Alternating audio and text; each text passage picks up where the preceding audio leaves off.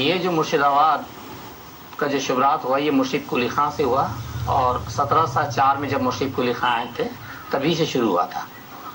तो मुर्शिद कुली खां के बाद उसके बाद उनके दामाद नवाब हुए सूजा खां, उनके बाद उनके लड़के आए सरफराज खां को मार के जब अली वर्दी खां आए तो अली वर्दी खां ने इसको पूरी तरीके से बंगाल, बिहार, उड़ीसा का राजधानी बनाया था।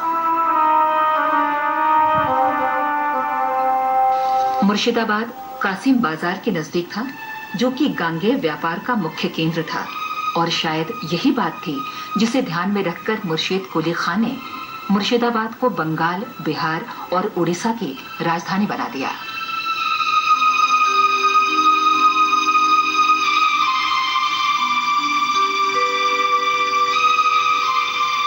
नई राजधानी में महल, सार्वजनिक कार्यालय और मजहबी इदारे धीरे धीरे पनपने लगे, लेकिन कटरा मस्जिद के अलावा मुर्शिद कुली खां के शासनकाल में बनी अन्य इमारतें वक्त की मार को झेल न सकी। नवाब मीर कासिम ने कंपनी के अधिकारियों के चंगुल से छूटने की आखिरी कोशिश की, मगर 1764 में वो कंपनी से बक्सर की लड़ाई हार गया।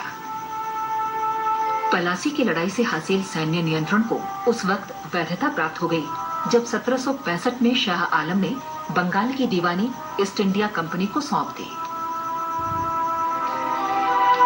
धीरे धीरे निजामत और खजाना मुर्शिदाबाद से कोलकाता आ गया। 1775 में कोलकाता की सुप्रीम कोर्ट ने ऐलान कर दिया कि बंगाल के नवाब के पास प्रभु सत्ता संबंधी कोई ताकत नहीं रही। अली वर्दी खां के मरने के बाद उनके जो डॉटर सन थे सिराजुद्दौला, उनके साथ बैटल ऑफ पलासी होने के बाद यहाँ पर ईस्ट इंडिया कंपनी का कब्जा हुआ और ईस्ट इंडिया कंपनी यहाँ पर राज शुरू किया है। 1765 में उनको पूरी दीवानी वो लोग मुगल से ले चुके थे और बंगाल से उसकी राजधानी उठाकर वो कलकत्ता ले गए 1773 में। उसके बाद यहाँ जो नवाब लोग गुजरे रहे, उसके बाद जो लोग आए सब मिर्जा जाफर के ख़ानदान से और एक के बाद एक लोग नवाब होते रहे। ये सिलसिला 1829 तक चला।